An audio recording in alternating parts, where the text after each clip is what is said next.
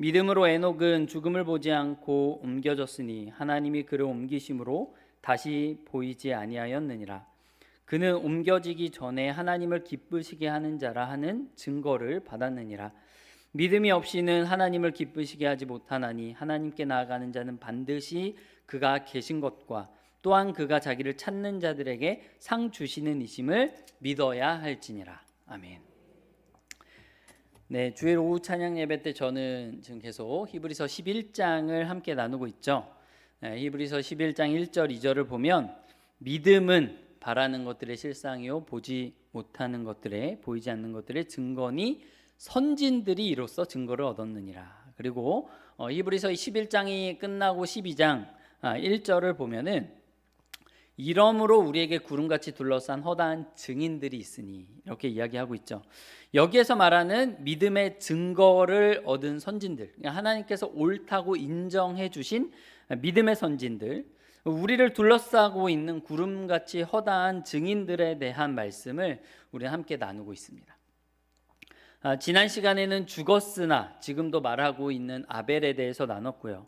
아벨이 드린 더 나은 제사에 대해서 함께 다뤘습니다. 오늘은 죽음을 보지 않고 옮겨진 그리고 하나님을 기쁘시게 하는 자라 증거를 받은 에녹에 대해서 함께 말씀을 나누고자 합니다.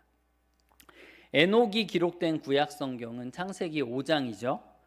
창세기 5장은 누구나 성경을 처음 읽을 때 깜짝 놀라는 장입니다. 천지창조 기록이 있구나. 인간이 타락했구나. 가인의 자손이 기록되어 있네. 이렇게 보다가 창세기 5장을 보면 깜짝 놀랍니다. 왜죠? 창세기 5장의 아담의 계보, 특히 가인의 계보 말고 아벨 대신해 주신 다른 씨 셋의 계보를 보면 수명이 어마어마하게 길기 때문에 그렇죠. 에녹을 포함해서 이 족보에 나오는 10명의 전체 평균 수명이 855세입니다. 엄청나죠? 에녹이 365년을 살았잖아요. 짧게 살았습니다. 짧게 365년을 살았습니다. 그래서 에녹을 제외하면 910세입니다. 평균 수명이. 엄청나죠? 지금과 비교해 보면 정말 어마어마하게 오래 살았습니다. 그래서 어린아이들이, 자녀들이 성경을 처음 볼 때면 질문을 하곤 하죠. 아빠, 이 사람들 진짜 이렇게 오래 살았어? 정말 오래 전에는 사람들이 이렇게 오래 살았어? 하고 물어보고는 합니다. 평균 수명 910세. 여러분 어떠십니까? 부러우십니까? 부러우면 지는 겁니다. 저는 개인적으로 어렸을 때는 이 창세기 5장을 보면서 좀 부러웠어요. 오래 사는 것이 너무 부러웠습니다. 왜냐하면 젊었을 때는, 어렸을 때는 하고 싶은 게 많잖아요. 건강하니까 이렇게 오래 살면 얼마나 즐거울까. 세계 여행도 다니고 하고 싶은 것도 잔뜩 하고 얼마나 재밌을까. 그렇게 생각이 되는데 지금 생각하면 조금 끔찍합니다. 900년을 살아야 된다니. 이 세상에서 이 죄악된 몸을 입고 900년을 살아야 한다니. 어떠십니까, 여러분은? 삶이 지긋지긋할 때가 있지 않으십니까? 어르신들 입장에서는 저 젊은 목사가 지금 저기 서서 무슨 말을 하고 있나 신기하게 생각하실 수도 있으시겠지만 저 역시 인생이 참 고단하고 또 지긋지긋해서 주님께서 조금 빨리 불러주셔도 좋겠다라는 생각을 하고는 해요. 그러다 이제 자녀들을 보면 그런 생각 하지 말아야지 이렇게 생각하죠. 우울증 초기 증상일까요? 그런데 가만히 제 마음을 들여다보니까 그게 이제 단순히 몸이 피곤해서가 아닌 것 같습니다. 이 땅을 힘있게 살아가게 하는 삶의 동력, 삶의 동력이 희미해졌기 때문이 아닐까 하는 생각을 합니다. 사랑하는 우리 송파제일교회 성도 여러분, 여러분의 삶의 동력은 무엇입니까? 뭐가 여러분을 살게 하시나요? 지긋지긋하고 고단한 이 땅의 현실 속에서 여러분이 오늘 하루를 포기하지 않고 힘있게 살아내도록 만드는 동력이 무엇입니까? 창세기 5장에 나오는 사람들 중에 이 다른 이들의 3분의 1밖에 안 되는 365년이라는 짧은 삶을 살았지만 모두가 죽었더라, 살다가 죽었더라 라고 종결되는 계보 안에서 유일하게 죽음을 보지 않고 하늘로 옮겨진 이 에녹의 삶을 통해서 오늘 그 답을 한번 찾아보고 나눠보고자 합니다. 그래서 오늘 말씀을 통해서 제가 기대하는 것은 우리 삶의 동력을 다시 새롭게 발견하기를 원하고, 또 혹시 죽지 못해 하루하루를 살고 계시는 분이 계시다면 그 일상의 참된 동력으로 발견하고 참된 동력을 발견하고 그 동력으로 가득 차서 우리에게 주어진 삶을 사랑하고 또 감사로 가득한 삶이 되기를 간절히 바랍니다. 히브리서 11장 5절 말씀 같이 한번 읽어볼까요? 히브리서 11장 5절 오늘 본문입니다. 시작. 믿음으로 에녹은 죽음을 보지 않고 옮겨졌으니 하나님이 그를 옮기심으로 다시 보이지 아니하였느니라. 그는 옮겨지기 전에 하나님을 기쁘시게 하는 자라 하는 증거를 받았느니라. 아멘. 히브리서 11장이 소개하는 두 번째 믿음의 인물 에녹은 죽음을 보지 않고 옮겨진 사람입니다. 성경에 죽음을 보지 않고 옮겨진 두 사람이 나오죠. 누구죠? 에녹과 엘리야입니다. 엘리야는 어떤 삶을 살았는지 잘 아시죠? 엘리야는 바알 숭배가 극에 달했던 그 이스라엘 시대 가운데 바알 숭배 사상과 맞서서 치열하게 싸웠던 선지자였습니다. 구약 모든 선지자의 대표이기도 합니다. 그래서 하나님께서 엘리야를 하늘로 올리실 때에 회오리 바람과 불수레를 통해서 하늘로 올리셨죠. 멋지게 올라갔습니다. 그러면 에녹은 과연 어떤 사람이었는가? 에녹은 이 땅에서 어떤 삶을 살았길래 하나님께서 죽음을 보지 않고 하늘로 옮겨주셨을까? 에녹이 죽음을 보지 않고 하늘로 옮기심을 받은 것이 우리에게 가르치는 것은 무엇일까요? 우리 창세기 5장으로 함께 가보겠습니다. 창세기 5장 21절부터 24절까지 말씀을 같이 한번 읽어보겠습니다. 시작. 에녹은 65세에 무두셀라를 낳았고 무두셀라를 낳은 후 300년을 하나님과 동행하며 자녀들을 낳았으며 그는 365세를 살았더라. 에녹이 하나님과 동행하더니 하나님이 그를 데려가심으로 세상에 있지 아니하였더라. 아멘. 여러분, 에녹이 무엇을 했다고 기록하고 있죠? 22절에 보면 하나님과 동행하며 자녀들을 낳았다. 24절에도 보면 에녹이 하나님과 동행하더니 라고 되어 있습니다. 하나님과 동행했다. 하나님과 동행하는 삶을 사십시오. 아멘. 참 이 말은 우리의 마음을 따뜻하게 하는 말이기도 하지만 좀 추상적인 표현이기도 하죠. 그렇죠? 그래서 어떤 면에서는 조금 당황스럽기도 합니다. 엘리야는 그렇게 멋진 어떤 삶을 살았는데 에녹은 어떤 위대한 업적을 발견하지 못하기 때문입니다. 그래서 에녹이 무엇을 성취했습니까? 믿음으로 나라들을 정복했습니까? 믿음으로 하나님의 위대한 말씀을 받아서 기록했습니까? 엄청난 기적을 행해서 놀라게 만들었습니까? 구약에는 믿음 좋은 사람들이 물질적인 복도 많이 받았다는데 에녹이 그럼 재산이 많았나요? 다 아닙니다. 그런 사실에 대해서 성경은 기록하고 있지 않아요. 구약 성경 창세기에서 기록하고 있는 에녹은 참 놀라울 정도로 평범하고 담백하게 기록되어 있습니다. 하나님과 동행하며 자녀들을 낳았으며 교회 승리주의, 교회 성장주의, 번영신학 다 들어보셨을 겁니다. 예수 잘 믿으면 잘 될 것입니다. 예수 잘 믿으면 성공할 거예요. 여러분, 예수 잘 믿으세요. 하나님께서 당신을 통해서 놀라운 일을 행하실 것입니다. 여러분, 이런 메시지가 주를 이루는 시대에는 에녹이 아마 인기가 없을 겁니다. 믿음으로 살았던 에녹을 보십시오. 봤습니다. 자녀를 낳았다는데요. 그렇군요. 그럼 다른 인물을 봅시다. 이렇게 하지 않겠습니까? 하나님과 동행하며 자녀들을 낳았으며, 자녀들을 낳아 기르는 것으로 대변되는 평범한 일상을 살았던 에녹이 하나님을 기쁘시게 하는 증거를 얻었다라고 하는 이 사실, 이 사실이 우리에게 얼마나 큰 위로가 되는지 모르겠습니다. 내일 일은 난 몰라요 찬양하시나요? 내일 일은 난 몰라요 하루하루 살아요 라고 고백할 수밖에 없는 대부분의 평범한 대부분의 보통 사람들에게는 이것이 얼마나 큰 위로가 되는지 모릅니다. 아마도 히브리서의 첫 독자들에게도 에녹의 삶은 큰 위로가 되었을 것입니다. 왜 그렇습니까? 히브리서의 첫 번째 수신자들이 당하고 있는 상황이 그렇기 때문입니다. 초대교회, 특히 로마에 살고 있던 유대인 그리스도인들에게는 예수 잘 믿어서 성공할 수 있는 시대가 결코 아니었기 때문입니다. 예수 잘 믿는다고 해서 사업의 길이 열리는 시대가 아니었기 때문이죠.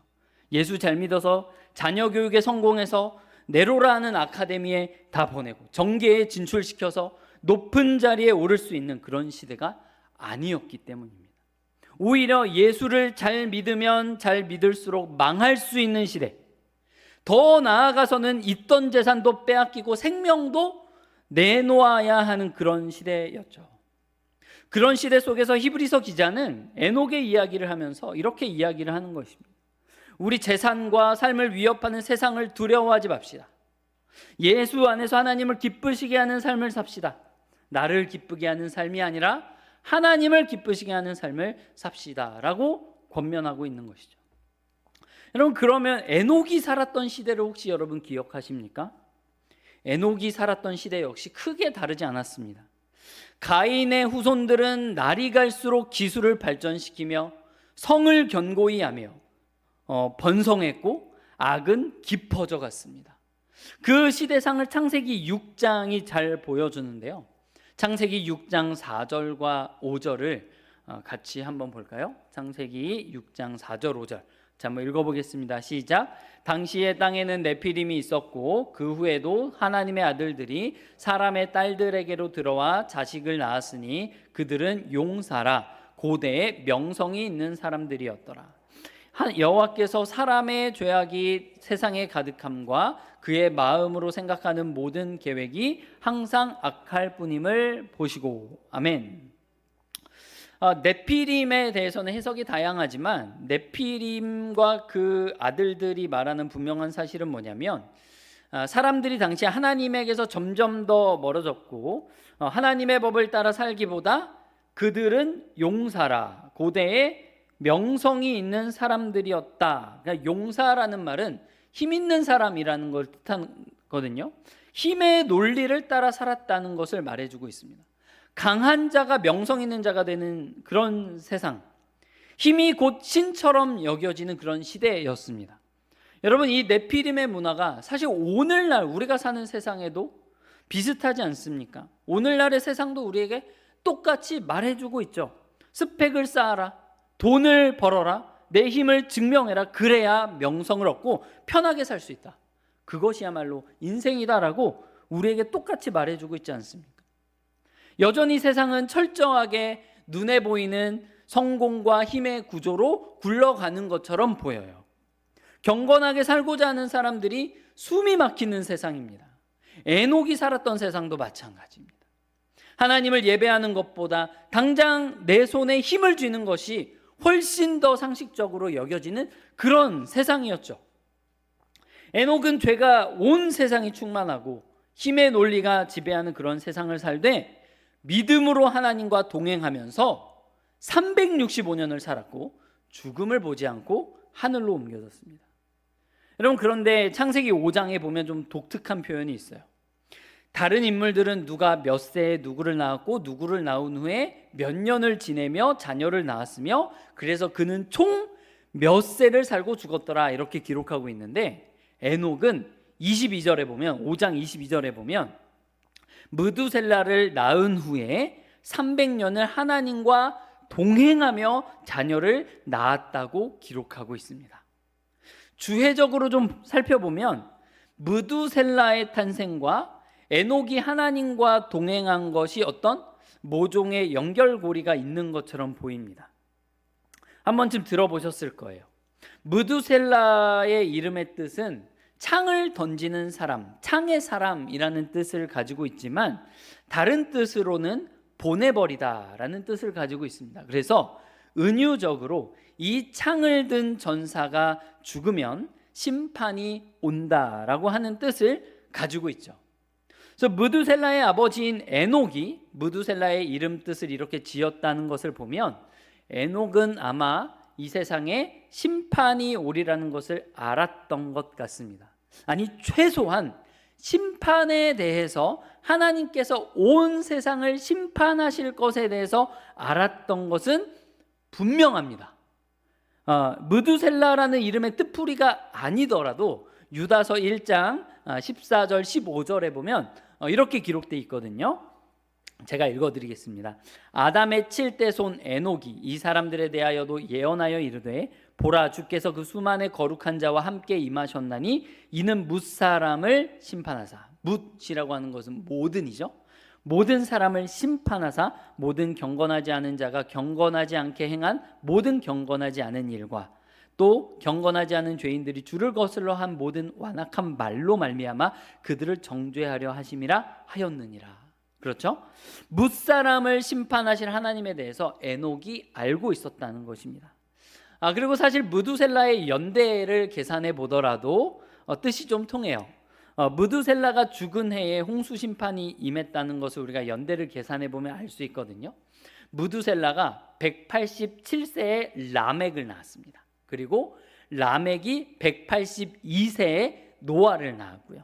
노아가 600세 되던 해에 홍수 심판이 일어났습니다. 자, 그래서 187 더하기 182 더하기 600 하면 몇이게요? 그렇죠. 훌륭하십니다. 969. 여러분, 이 숫자가 뭔지 아시죠? 무두셀라의 나이입니다. 무두셀라가 969세에 죽었습니다. 연대기를 계산해 보면 놀랍게도 무두셀라가 숨을 거둔 바로 그 해에 노아의 홍수 심판이 터졌다는 것을 알 수 있죠. 여러분, 에녹은 아들의 이름을 부를 때마다 무두셀라야, 무두셀라야 부를 때마다 다가올 하나님의 심판을 기억했고 무두셀라를 낳은 이후에 본격적으로 하나님과 동행하는 삶을 살았던 것 같습니다. 이른바 종말신앙을 가지고 살았던 것이죠. 그 시대에요. 그런데 여러분, 기독교 역사를 보면 이 종말신앙이라고 하는 것이 종종 심각한 부작용을 낳았던 것을 볼 수 있습니다. 이런 것이죠. 곧 세상이 끝날 텐데, 어차피 예수님 오시면 다 끝날 텐데 공부해서 뭐하나, 직장 다녀서 뭐하나, 열심히 살아서 뭐하나 라고 하면서 현실을 회피하는 그런 시한부 종말론자들이 있었습니다. 그렇게 종말신앙은 현실 도피나 삶의 포기로 이어지기가 쉬운 것이죠. 다가올 심판을 생각하면서 세상이 너무 악해 보이면 지금 오늘 여기서 살아갈 삶의 동력을 잃어버리고 쉽게 낙심해버리기도 합니다. 하지만 여러분, 에녹의 종말신앙은 그렇지 않았습니다. 여기에서 우리는 진짜 종말신앙이 가르치는 것이 무엇인지를 배울 수 있죠. 에녹의 종말신앙은 현실 도피가 아니었습니다. 오히려 자녀를 낳고 기르는 그 지겹고 평범한 일상을 300년 동안이나, 100년도 아니고 80년도 아니고 300년 동안이나 지탱해낼 수 있었던 동력이었다는 것이죠. 여러분, 이것은 오늘 본문 히브리서 11장 6절과도 연결됩니다. 6절 말씀 같이 한번 봉독해 보겠습니다. 시작. 믿음이 없이는 하나님을 기쁘시게 하지 못하나니 하나님께 나아가는 자는 반드시 그가 계신 것과 또한 그가 자기를 찾는 자들에게 상 주시는 이심을 믿어야 할지니라. 아멘. 에녹은 죄악이 관영한 세상 속에서 힘의 논리가 온 사회에 편만하게 자리 잡은 그 세상 속에서 하나님이 계시다는 것을 믿었습니다. 성경에서 믿음은 기억하는 것과 깊은 관련이 있죠. 하나님이 눈에 보이지 않을 뿐만 아니라 하나님께서 이 세상을 다스리시는 것조차도 느껴지지 않는, 정말로 힘의 논리만이 세상이 돌아가는 원리인 것처럼 보이는 세상 속에서 에녹은 하나님이 살아계신다라는 것을 기억했다는 것이죠. 우리는 하나님이 계시다는 것을 믿지만 때때로 실천적 무신론자가 되곤 합니다. 그렇지 않습니까? 하나님을 믿지만 실제로는 하나님이 안 계신 것처럼 느끼고 하나님이 안 계신 것처럼, 하나님께서 보고 계시지 않은 것처럼 판단하고, 하나님께서 나와 상관이 없으신 것처럼 인생을 계획하고 생각하는 것, 여러분, 그것이 실천적 무신론입니다. 논리로는 하나님이 계신 것을 알고 있지만 실제로는 하나님이 안 계신 것처럼 살아가는 것. 우리가 가끔 그렇게 살아갈 때가 있는 것 같습니다. 우리에게 정말로 위협이 되는 것은 무신론에 대한 변증이 아니라, 무신론에 대한 주장이 아니라, 논리적 주장이 아니라 실천적 무신론에 대한 유혹입니다. 그리고 에녹이 살던 시대도 그랬을 것입니다. 하지만 에녹은 살아계시고 유일하신 참 하나님을 기억하며 살았습니다. 그리고 에녹은 두 번째 믿음, 하나님은 자기를 찾는 자들에게 상 주시는 이심을 믿는 믿음을 가졌습니다. 여러분, 성경이 우리에게 요구하는 믿음은 뭐냐면 하나님께서 자기를 찾는 자들에게 인격적으로 반응하신 하나님이라는 것을 믿는 것입니다. 결코 하나님께서 우리를 외면하지 않으시고 선대하시는 분이라는 것, 하나님께서 결코 우리를 실망시키지 않으시는 분이라는 것을 확신하는 것입니다. 여러분, 하나님께서 저와 여러분을 결코 실망시키지 않으실 것입니다. 여러분, 그걸 믿으십니까?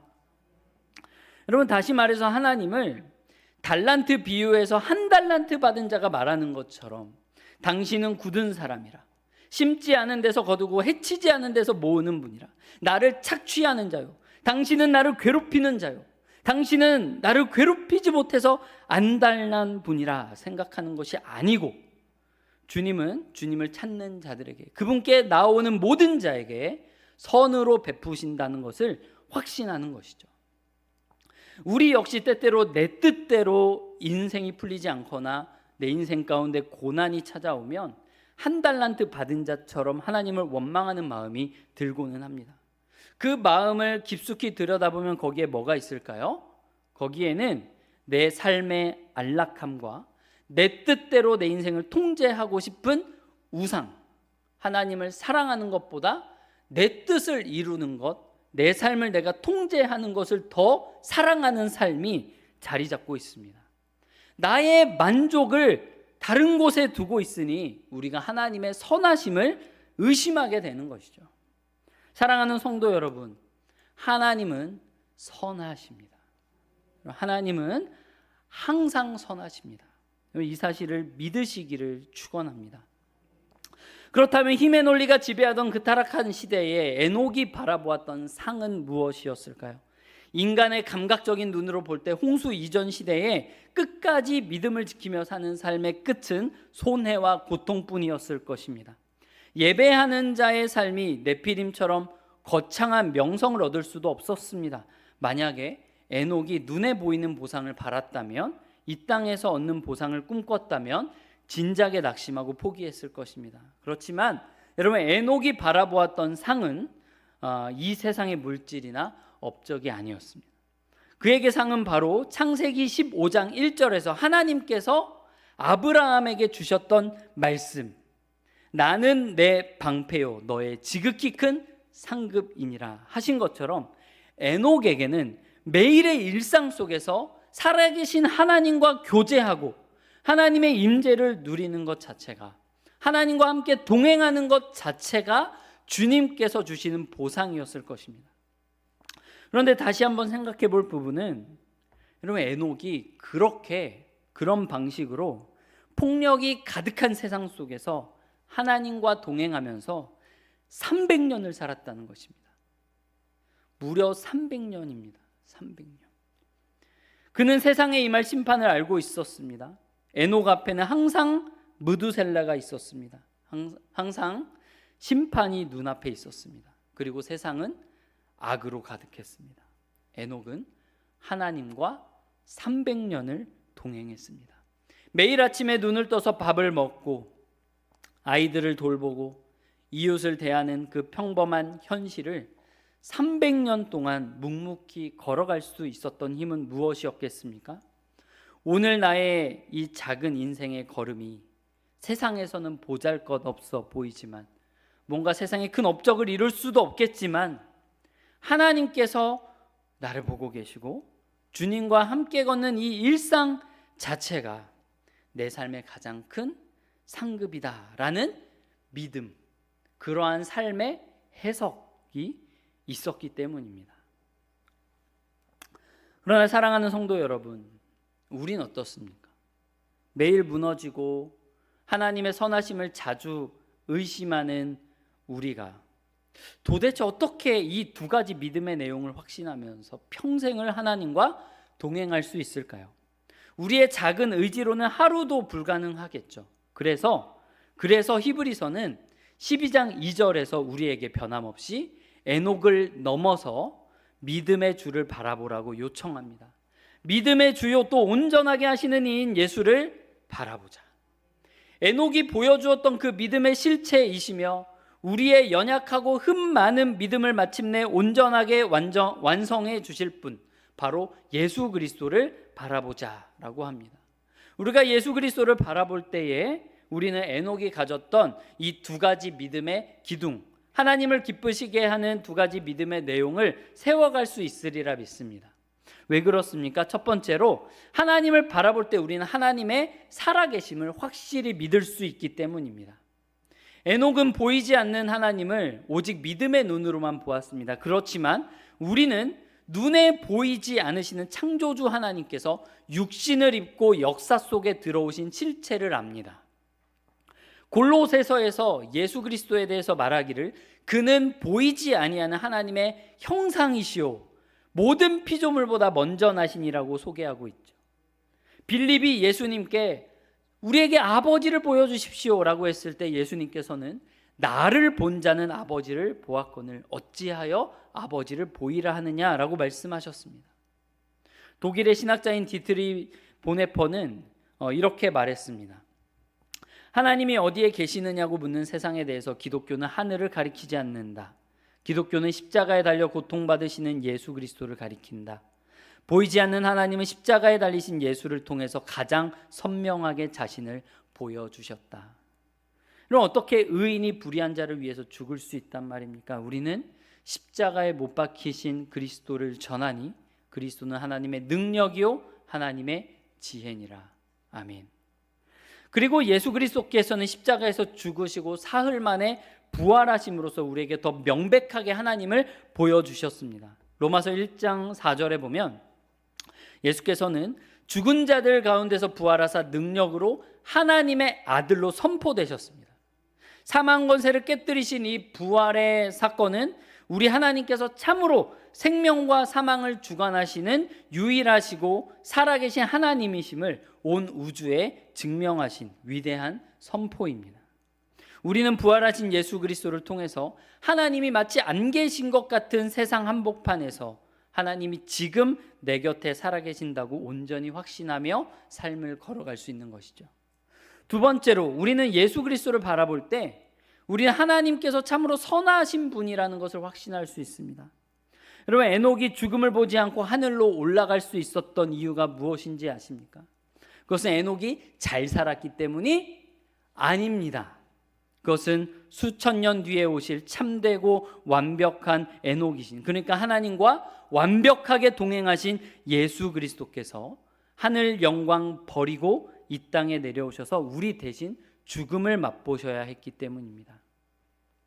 예수 그리스도께서는 이 땅에서 33년을 사시는 동안에 하나님 아버지와 완벽한 동행을 하셨습니다. 그렇다면 예수님이야말로 죽음을 보지 않고 하늘로 올라가셔야 마땅했습니다. 그러나 예수께서는 십자가 위에서 처절하게 버림받으셨습니다. 그리고 이렇게 고백하셨죠. 나의 하나님, 나의 하나님, 어찌하여 나를 버리셨나이까. 그리고 죽으실 수 없는 분께서 죽으셨습니다. 의로우신 하나님의 아들이시며 하나님과 완벽하게 동행하신, 영원 전부터 영원까지 하나님 아버지와 동행하셨던 그리스도께서 왜 죽임을 당하셨습니까? 영원한 단절을 겪어야 마땅한 나를 하나님과 영원히 동행하는 자리로 이끄시기 위해서입니다. 여러분, 어떻게 이보다 더 하나님의 선하심을 증명할 수 있을까요? 무슨 말이 더 필요하겠습니까? 저와 여러분에게 하나님의 선하심을 설득하기 위해서 무엇이 더 필요합니까? 하나님께서는 죄인을 위해, 우리를 위해 그 아들을 죽이셨습니다. 하나님께서는 우리를 위해 사망의 저주를 확실하게 끊어버리셨습니다. 청교도 신학자인 존 오웬이 쓴 책 중에는 이런 책이 있습니다. The Death of Death in the Death of Christ. 그리스도의 죽음 안에서 죽음이 죽었다라는 것이죠. 예수께서 죽으심으로 죽음 그 자체가 완전히 죽어버렸습니다. 사망의 독침을 뽑아버리신 것이죠. 사망아, 너의 승리가 어디 있느냐? 사망아, 내가 쏘는 것이 어디 있느냐? 우리 주 예수 그리스도로 말미암아 우리에게 승리를 주시는 하나님께 감사하노니. 그리스도 안에 있는 우리에게는 죽음이 없습니다, 여러분.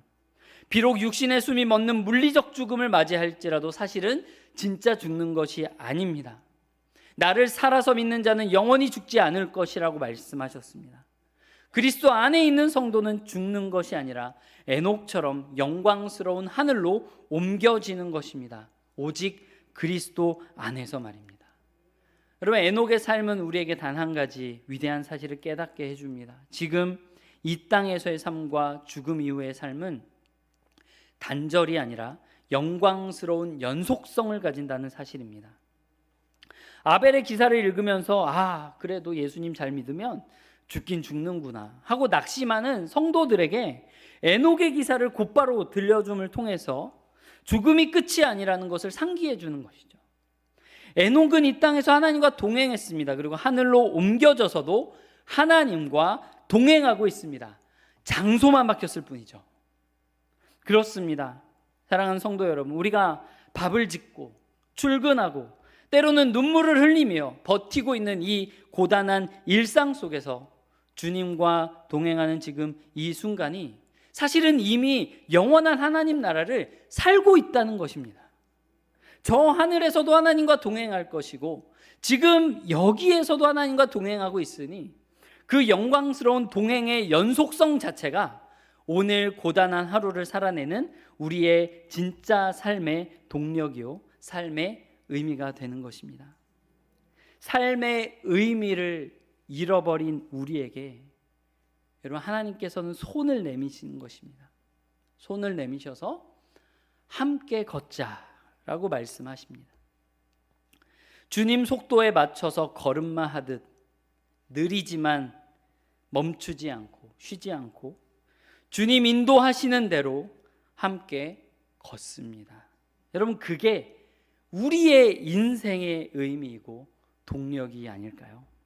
말씀을 맺겠습니다. 사랑하는 성도 여러분, 찬송가 438장 내 영혼이 은총 입어 3절 가사를 잘 아실 겁니다.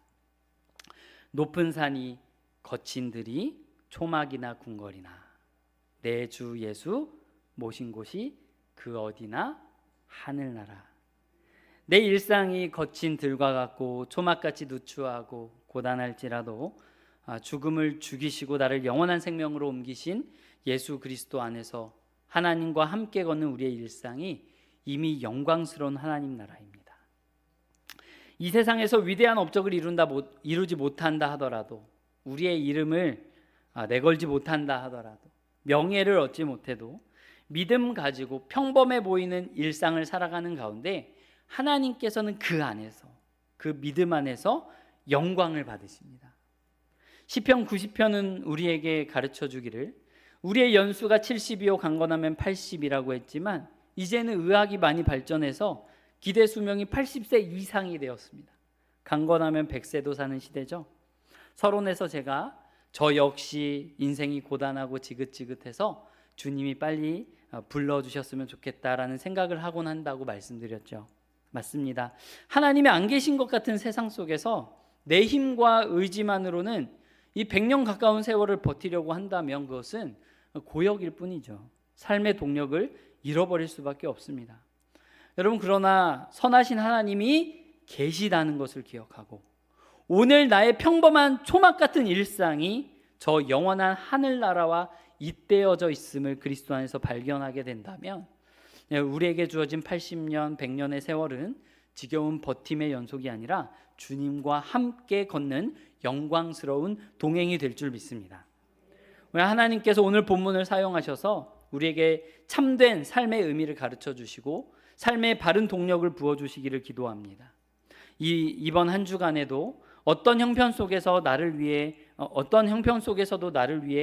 죽음을 죽이신 예수 그리스도를 바라봄으로써 우리에게 주어진 평범한 나날들을 사랑하고 또 감사로 가득 채워가는 우리 송파제일교회 모든 성도님들 되시기를 우리 주 예수 그리스도의 이름으로 간절히 축원합니다.